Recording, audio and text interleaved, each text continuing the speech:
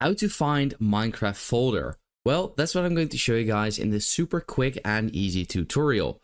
So if this video helps you out, please do let me know in the comments, but let's get started right away.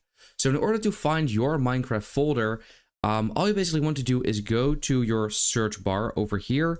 And here you actually want to go ahead and type in % and then app data and then another %. So as you can see, when you add another %, this will turn into like a folder icon instead of a search icon. So that's perfectly fine because that is where you want to click on. And then always at the top, you should see a .minecraft folder. Now that is basically your folder where you have everything installed. For example, mods, texture packs, shader packs, resource packs, even your world saves, your screenshots. Basically, everything is located over here. So as you can see, for example, here I got some mods, as you can see.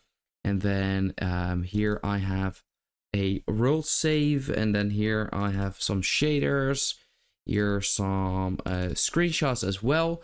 So yeah, that is basically it. That's how to find the Minecraft folder. I hope this video helped you out. Let me know in the comments if it did, and then I will see you next time.